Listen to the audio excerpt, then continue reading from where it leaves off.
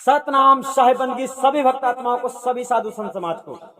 आज का आप लोगों का सवाल है कि परमात्मा क्यों नहीं दिखता है। जी हाँ, आज आप लोगों को यह जानने के लिए मिलेगा कि परमात्मा क्यों नहीं दिखता है। तो ये अगर आप लोगों का सवाल है तो हम तो आपको यही कहेंगे कि परमात्मा क्यों नहीं दिखता है, ये जो अज्ञानी होता है वो कह सकता है। जिसे ज्ञान नहीं है वो कह सकता है परमात्मा नहीं दिखता है। जिसे ज्ञान है, जो ज्ञानी है, जो परमात्मा को जानता है, वो ऐसा कभी नहीं कह सकता है कि नहीं दिखता है। कारण ऐसा है कि देखो, जब आप जानोगे तभी पहचानोगे।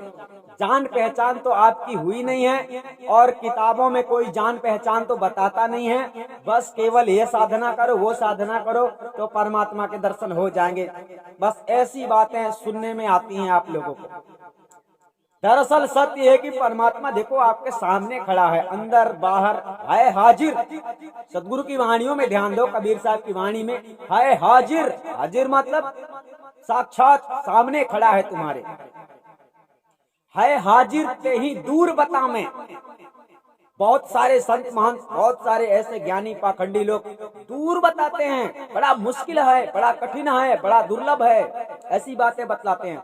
साहब कहते हैं है हाजिर ते ही दूर बता में, दूर की बात निराशी। कहें कबीर सुनो भाई साधो, सदगुरु के शब्द को साधो, सदगुरु के वचन को मान लो। गुरु बिन भरम न जासी। जब तक गुरु सच्चा नहीं मिलता तब तक ये भ्रम खत्म नहीं होगा। कौन सा भ्रम? यही भ्रम जो साहब ने कहा है कि खोजी हो तो तुरते मिल जाऊं एक पल की तलाश में, मोह को कहां ढूंढे बंदे, मैं तो तेरे पास में।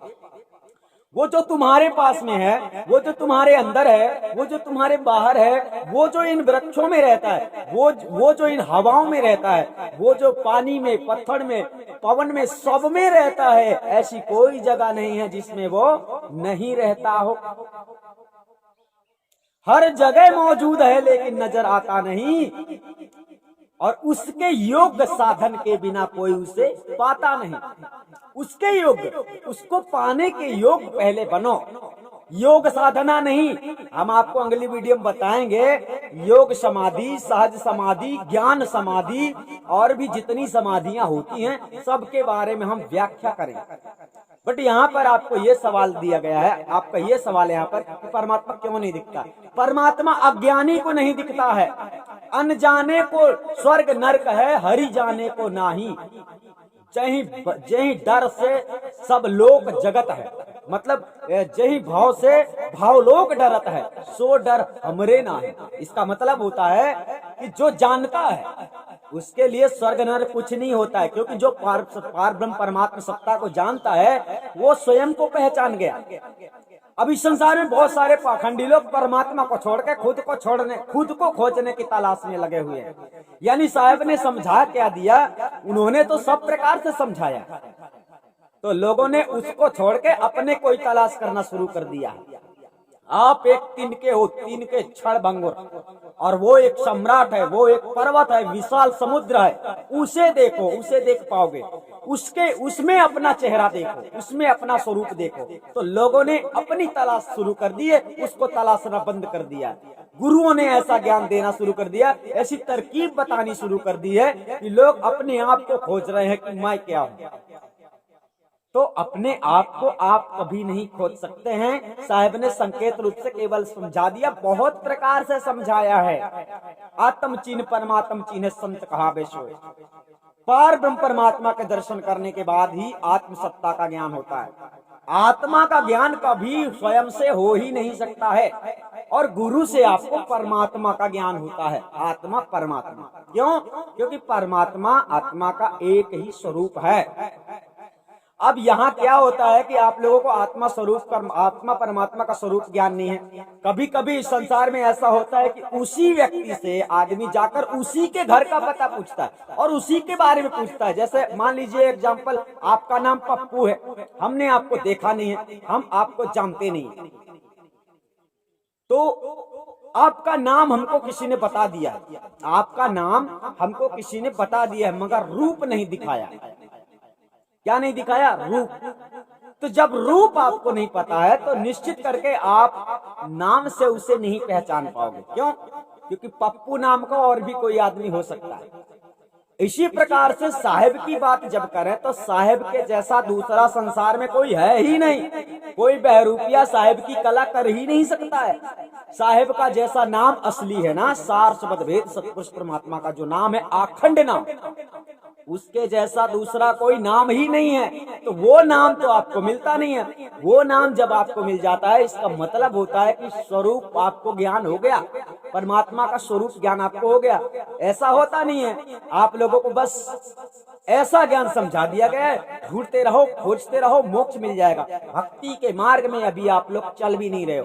कहने का तात्पर्य, परमात्मा के दर्शन होते हैं। परमात्मा उसको 24 घंटे दिखता है जो परमात्मा को जानता है, और जो परमात्मा को नहीं जानता है उसको कभी दर्शन नहीं होंगे, स्वप्न में भी नहीं होंगे। ये बात आप लोगों को लिख के रख लेना चाहिए। यानी परमात्मा के खोजी अगर हो तो पहले परमात्मा के सिद्धांत को समझना चाहिए कि परमात्मा है कैसा। वो जब हर जगह मौजूद है, मौजूद ही है, तो उसे तमाशा करके ढूंढने की क्या आवश्यकता है। जब आंखें खोल कर बाहर नहीं दिख रहा है तो आंखें बंद करके तुम्हें अंदर क्या दिख जाएगा? क्या वो मतलब वही है कि दुनिया में लोगों ने तुम्हें गलत समझा दिया। परमात्मा कोई धुन नहीं है, परमात्मा कोई ज्योति का प्रकाश नहीं है, परमात्मा परिवर्तनशील नहीं है। जिस शरीर के अंदर होने वाले अनहद धुनों को मनुष्य सुनता है, वो अनहद धुन शरीर तक ही सीमित है। शरीर का विनाश होते ही उन धुनों को कभी नहीं सुन पाओगे। इसलिए गुरु से आपको उस सार शिवद स्वरूप का ज्ञान प्राप्त करना चाहिए जो परमात्मा सत्ता है, जो शरीर के ना रहने पर भी रहता है।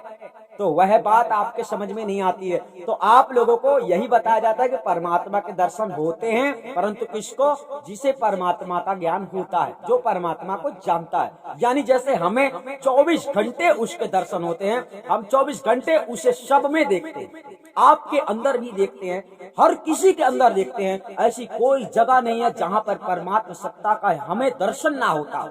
ऐसा क्यों? क्योंकि हम परमात्मा सत्ता का ज्ञान, परमात्मा सत्ता का हमें ज्ञान है, परमात्मा सत्ता को हम अच्छी तरह से जानते हैं कि उसका स्वरूप कैसा है।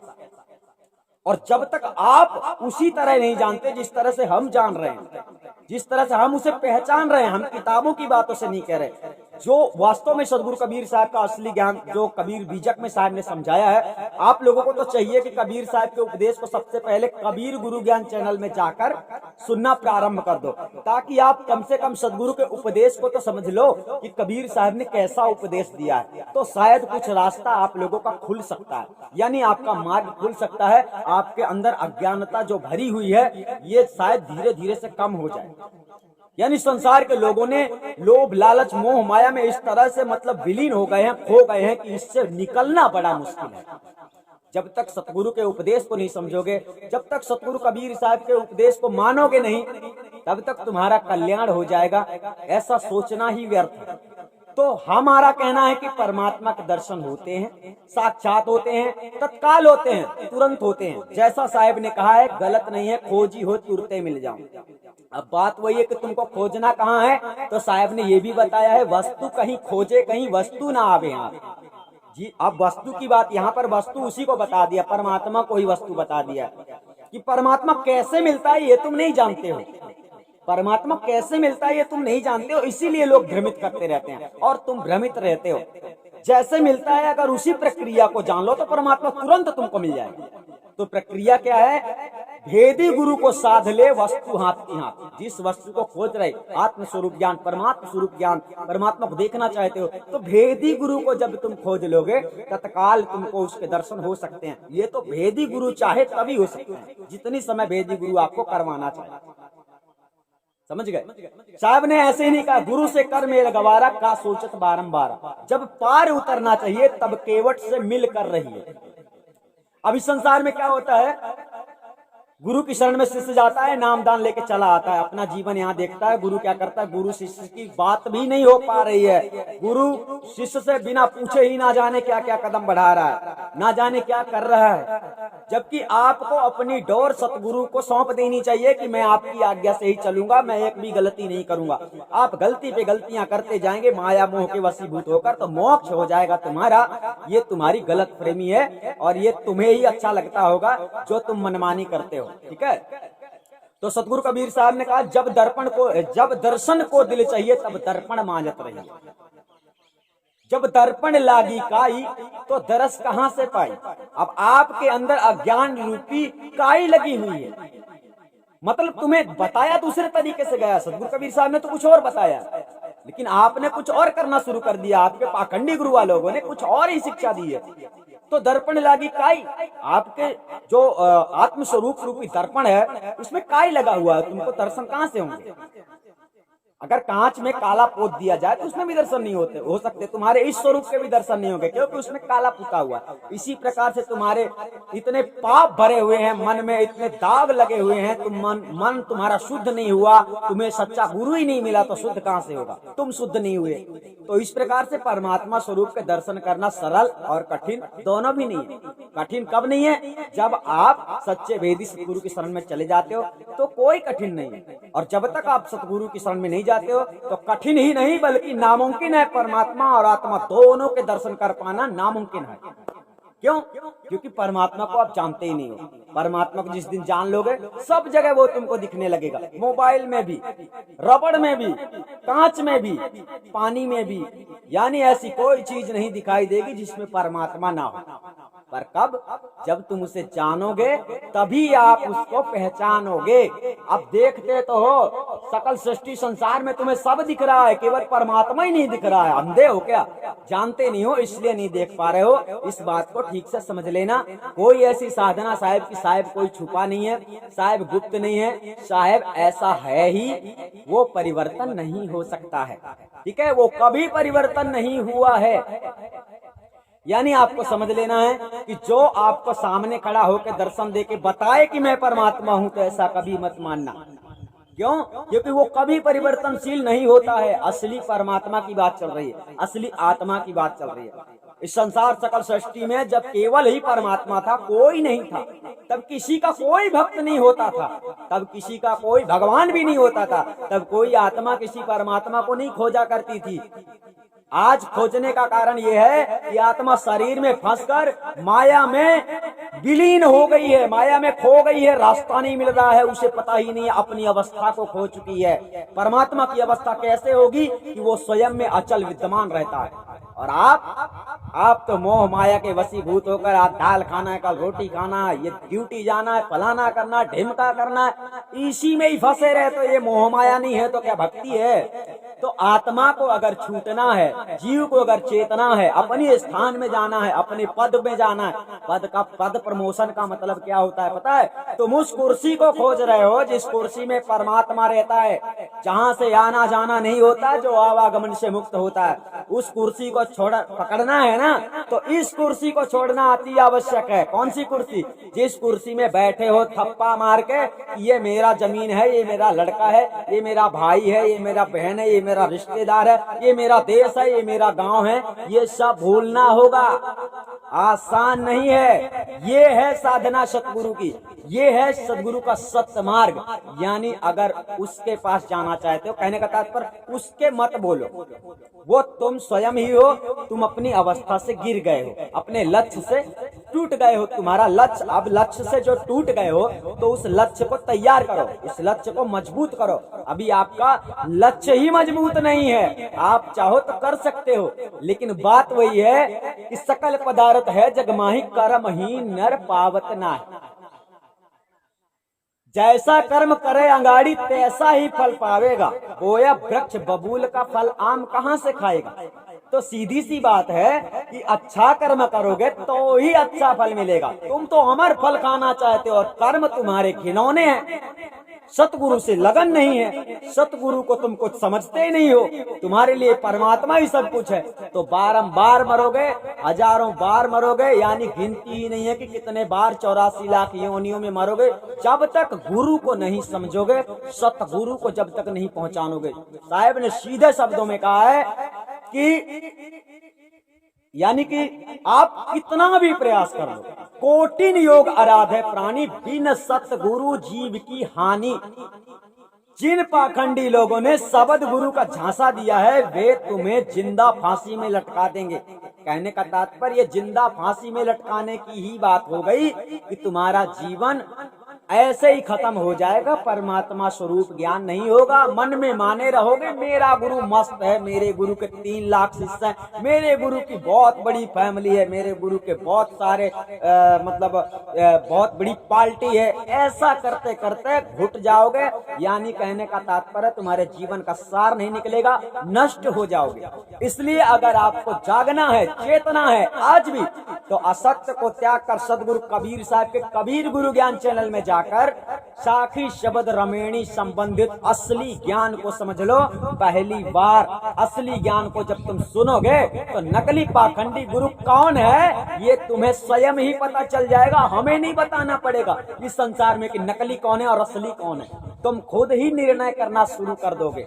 क्योंकि आदि अनादि मुक्ति पंथ सदगुरु के अटल सिद्धांत से चलता है और सदगुरु के अटल सिद्धांत का पालन करने वाला शिष्य आदि अनादि मुक्ति पंथ में जुड़ता है।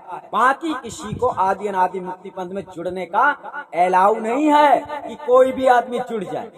इस प्रकार से अपने जीवन का कल्याण जब तुम जरूरी समझोगे, प्यास लगती है ना तो आदमी जाता है। अभी प्यास तुम्हारे अंदर नहीं है, जिस दिन होगी उस दिन आना, देखेंगे। हो सकता है तुम्हारा समय बचा रहे, क्योंकि 2023 में 50 वर्ष की आयु से ऊपर का कोई भी व्यक्ति एडमिशन नहीं ले सकता है। यानी उसकी एडमिशन आदि अनादि मुक्तिपंथ संस्था में गुरु शरण से नहीं होगी। गुरु की शरण वो नहीं ले सकता जिसकी उम्र 50 वर्ष हो चुकी है। ये तो हम आप लोगों को सावधान करने के लिए बता रहे हैं, क्योंकि यहाँ के नियम घटने वाले नहीं है, बढ़ते ही जाएंगे। फर्क ये है कि अभी आप सबके पास मौका है, लेकिन आने वाले 2023 के 30 मार्च से 50 वर्ष से ऊपर जिसकी आयु है वो समझ लो कि अपने घमंड में ही चला जाएगा और वो कर्तव्य का पालन नहीं करेगा, साहिब के संदेश पे नहीं चलना चाहता है। इसलिए 50 वर्ष के ऊपर हम ये समझ लेंगे कि जिनकी उम्र 50 वर्ष की ऊपर है उन लोगों के पास अब भक्ति करने का समय नहीं बचा है, और जिसके पास समय नहीं है तो उसके पास कितनी भी दौलत पड़ी रहे किसी काम का नहीं होता है। बहुत आदमी ऐसे इस संसार में है कि कमाया तो बहुत लेकिन खर्च नहीं कर पाया। कमाते बहुत हैं लोग लेकिन उसका इस्तेमाल नहीं कर पाते हैं, ये दुनिया छोड़ कर चले जाते हैं और भक्ति को तो उन्होंने जाना ही नहीं है। ऐसे ऐसे लोग माया के संसार में लटक रहे हैं। अर्थात जब भी जीवन छूटेगा और संसार से जब प्राणी जाएगा तब उसे स्वयं पता चल जाएगा कि मैं किस गलत प्रेमी में भटकता रहा, धन कमाता रहा, धन बटोरता रहा, यानी मान बढ़ाई के चक्कर में घूमता रहा। आज मुझे कोई देखने वाला नहीं, आज मुझे कोई पहचानने वाला नहीं, क्योंकि क्या जाने तुमने कैसे कर्म किए और कौन सा योनि तुम्हें प्राप्त हो जाए। गधा बन गए तो किसी काम के नहीं, बैल बन गए तो किसी काम के नहीं, पशु बन गए, पक्षी बन गए।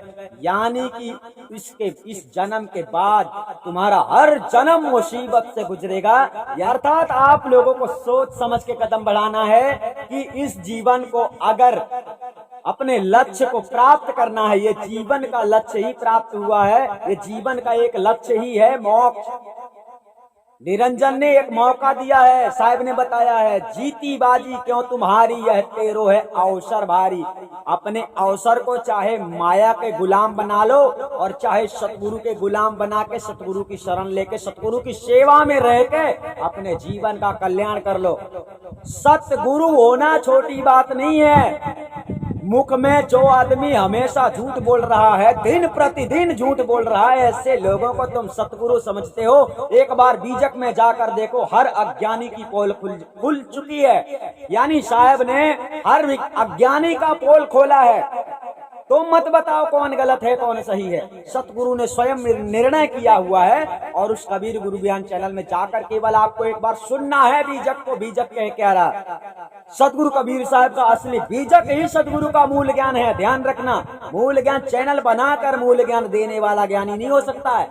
इसी बात को आपको समझाया जा रहा है कि आप लोगों को बीजक का संदेश सुनना चाहिए। बीजक बतावे वित्त को जो धन गुप्ता हो। लेकिन साहब लोग इस संसार के पाखंडी लोग जो हैं बीजक का ज्ञान नहीं देते हैं। बीजक जो बता रहा है मूल ज्ञान, असली बीजक तो इनको पता भी नहीं है। ये असली बीजक बताएंगे क्या? इसलिए बीजक के ज्ञान को समझ लो, अपना दिमाग चलाना इसमें छोड़ दो, तभी आप लोगों का कल्याण होगा। तो इस वीडियो का मतलब था कि परमात्मा के दर्शन क्यों नहीं होते, परमात्मा क्यों नहीं दिखता है। तो इसका सीधा सीधा जवाब था आप लोगों के लिए कि परमात्मा दिखता है। परमात्मा उसको नहीं दिखता जिसके पास ज्ञान नहीं होता, जिसके पास सच्चा सतगुरु नहीं होता, जिसे जानकारी नहीं है। भाई कोई वस्तु आपके सामने ही पड़ी है पर तुम जानते हो तभी बता पाओगे, नहीं जानते तो नहीं बता पाओगे, निर्णय नहीं कर सकते।